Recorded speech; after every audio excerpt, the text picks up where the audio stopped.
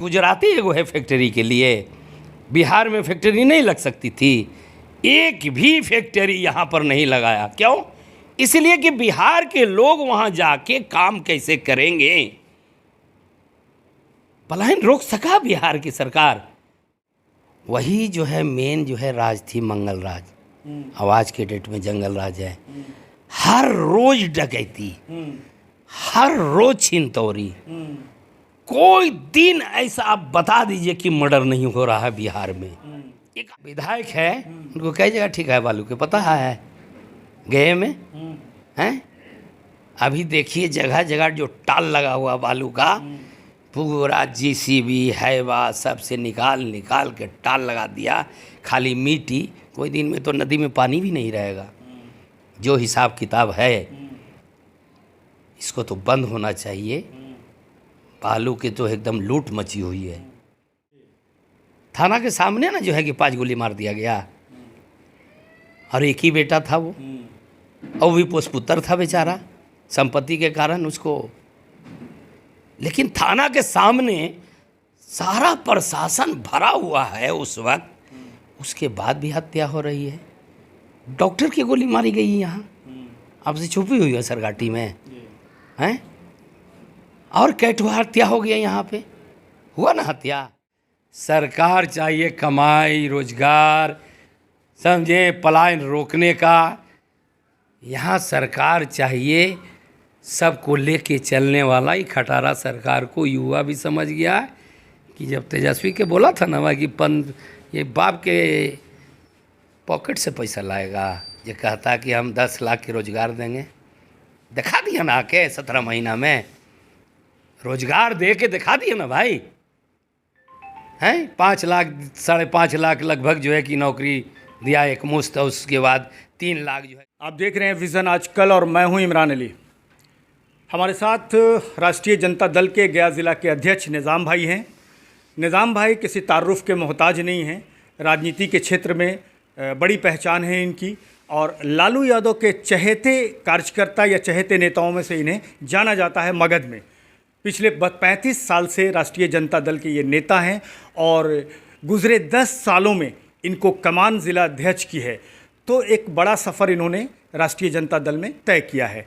आज हम सवाल करेंगे इनसे कुछ इस तरह का जो आम लोग इस बात को पूछते हैं। लोगों, सर आपका स्वागत है विज़न आजकल। जी, आपके चैनल विजन आजकल जो है, इसको आपका पूरा टीम को हम अपने राष्ट्रीय जनता दल गया की ओर से जिला अध्यक्ष के नाते बहुत बहुत धन्यवाद और मुबारकबाद देते हैं। Thank you sir. ये मेरा एक सवाल है, अभी लोग कहते हैं कि जो राष्ट्रीय जनता दल लालू यादव जी की थी और जो तेजस्वी यादव की जनता दल है, राष्ट्रीय जनता दल है, इस राष्ट्रीय जनता दल और उस राष्ट्रीय जनता दल में एक बड़ा फ़र्क आ गया है। आप किस तरह देखते हैं? कहते हैं वो वाला राष्ट्रीय जनता दल नहीं है अब, जो लालू यादव वाला जनता दल था, जो गरीबों और दलितों, पिछड़ों, अल्पसंख्यकों और कमज़ोर वर्ग वालों का था। अब ये A to Z वाला राष्ट्रीय जनता दल हो गया है। इसमें जो पुराने लोग थे उनकी उपेक्षा हो रही है। ऐसा बात नहीं है। सारे कार्यकर्ता के मान सम्मान मिलेगी। चलिए, आप अल्पसंख्यक नेता हैं, मुस्लिम समाज से आते हैं, बड़े नेता हैं आप राष्ट्रीय जनता दल के मगध में। मुस्लिम्स का ये आरोप है, अल्पसंख्यक वर्ग का ये आरोप है कि राष्ट्रीय जनता दल जिस समय लालू यादव की राष्ट्रीय जनता दल थी, जो सम्मान अल्पसंख्यक वर्ग को मिलता था, जो सम्मान उनका था, वो अब तेजस्वी यादव के समय नहीं है। मुसलमान नेता हाशिए पर अब हैं। अब चाहे वो टिकट बंटवारे से लेकर मंच शेयर करने तक, उनको वो सम्मान अब नहीं मिल रहा है जो लालू जी के समय मिलता था। आप खुद इसको महसूस करते होंगे। आप किस तरह देखते हैं इस आरोप को? अभी अब्दुल बारिक सिद्दीकी क्या चीज़ है? विरोधी दल के नेता वो बने ना भाई। हाँ, राज्य मंत्री का दर्जा उनका मिला हुआ है, तो हम लोग के सब गार्जियन हैं वो अगर उनको भी सम्मान मिला, फातिमी साहब को अल्पसंख्यक के राष्ट्रीय अध्यक्ष बनाया गया, इसराइल मंसूरी को उपाध्यक्ष बनाया गया, सबको जो है कि दर्जा दिया गया। ऐसा बात नहीं है। सब मुसलमान को हमारे दल में आप देखे हैं, फातिमी साहब भी विधायक रह चुके, आपको अब्दुल बारिक सिद्दीकी साहब हैं, कारी शुएब साहब हैं, आपको जो है कि सैयद फैसल अली हैं, आपको कामरान साहब हैं, समझे, सारी जात की भागीदारी है। इसराइल मंसूरी हैं, सर मंच पे समझे, दिखते नहीं है मंच शेयर करते हुए। क्या बात बोल रहे हैं। अभी देखिए अति पिछड़ा के सम्मेलन हुआ, उसमें हमारे मुस्लिम के कई ठो आगे बैठे हुए थे, इसराइल मंसूरी भी आगे बैठे हुए थे, सबसे आगे सीट में थी। सबको मंच शेयर किया जा रहा है दलित और नेता सबको कोई अब दिया नहीं जा नजर रहा आ है। जिस दिन दलित अल्पसंख्यक और यादव समाज को एक साथ जोड़ के जिस तरह से लालू जी ने राष्ट्रीय जनता दल बनाई थी, अब आपके यहाँ कोई बड़े दलित नेता नहीं रहे, कोई बड़े दलित नेता आप दिखते नहीं हैं, तो आपका जो आधार वोट था वो अब खिसक रहा है। उदय नारायण चौधरी किया है, छोटा नेता समझ रहे हैं उसको। वो जो है जी बड़े नेता है ना, जी उदय नारायण चौधरी, कुमार सर्वजीत हमारे गया के जी मंत्री, शिवचंद्र रामपुर मंत्री, जी। समझे, आपको सारे लोग, सतीश दास, सर ये वोट को सारे कितना लोग हैं। प्रभावित कर रहे हैं दलित वोट को, आप ये बताइए ना, बड़े नेता हैं दलित के, हाँ, ये दलित वोट को कितना, जिस तरह से चिराग पासवान, जिस तरह से जीतन राम मांझी, जिस तरह से दूसरे और जो दलित नेता वो दलित वोट पर प्रभाव अपना बता रहे हैं, आपकी पार्टी के दलित नेता वोट पर कितना प्रभाव दिखा पा रहे हैं? अभी जो माई बहन मान योजना जो हमारी सरकार बनेगी, लागू होगी, 2500 रुपया हर खाते में, तो क्या समझ रहे हो उसको 2500 मिलेगा एक घर में। अब 4 ठो महिला कितना मिलेगा, 10,000 हो गया। 6 ठो महिला कितना होगा, 15,000 हो गया। अगर 2 महिला है तो कितना हो गया, 5,000 हो गया। तो वो आने वाला समय में हमारा जो सरकार, जो घोषणा, जो महागठबंधन की सरकार बनेगी, माननीय तेजस्वी प्रसाद यादव जी घोषणा किए हैं कि 200 यूनिट बिजली, इन्होंने क्या किया, इन्होंने 125 यूनिट बिजली कर दिया। तो 125 यूनिट 200 भी नहीं कर पाया। अब जब मेरी सरकार बनेगी तो 200 यूनिट बिजली फ्री होगी, तो 200 भी नहीं, बिजली से ज़्यादा कोई उठाता है घर में क्या। नीतीश कुमार जी कहते हैं कि कैसा बिहार मिला था, सुन लीजिए सर, नीतीश कुमार जी कहते हैं मुझे कैसा बिहार मिला था, मैंने यहाँ पर स्वास्थ्य के क्षेत्र में, शिक्षा के क्षेत्र में सड़कों का जाल बिछाया, पूरा बिहार टूटा फटा बिहार मिला था, जहाँ कहीं कम्युनिकेशन नहीं था, सारी सड़कें टूटी थी, हमने सड़कें बनाई, चमकाया, विधि व्यवस्था ठीक किया, और नीतीश कुमार सुशासन के बाबू कहे भी जाते हैं। तो फिर आप कैसे मुकाबला उनसे करेंगे जो इंफ्रास्ट्रक्चर नीतीश कुमार जी ने दिया है? ये पैसा जो लाए थे हमारे रघुवंश बाबू मरहूम, उन्हीं का देन है, रोड इनका देन है, नीतीश बाबू के है। करोड़ों करोड़ रुपया ला के वो चले गए, उनको स्वर्ग में जो है कि आला से आला मकाम मिले। हम ऊपर वाला से प्रार्थना करते हैं कि विकास के वो जो पैसा ला के चले गए यहाँ बिहार में, और हमारे 2005 में सरकार चली गई, और वही पैसा से वही पैसा से डेवलप किया गया। अच्छा, ये पैसा मिला कहाँ? ये तो घोषणा की खाली सरकार है। ये मोदी जी आते हैं, बोली लगाते हैं बिहार के 50 करोड़ दूं कि 100 करोड़ दूं कि 120 करोड़ दूं, ये बोली लगा रहे हैं बिहार के आपके जनता आपको एमपी दिया, संसद दिया, तो आप पार्लियामेंट में बैठे हुए हैं आपको प्रधानमंत्री बन के। उसके बाद भी जो है कि आप बोली लगा रहे हैं बिहार के। क्या बिहारी गुजराती एगो है फैक्ट्री के लिए? बिहार में फैक्ट्री नहीं लग सकती थी? एक भी फैक्ट्री यहाँ पर नहीं लगाया। क्यों? इसलिए कि बिहार के लोग वहाँ जाके काम कैसे करेंगे। पलायन रोक सका बिहार की सरकार।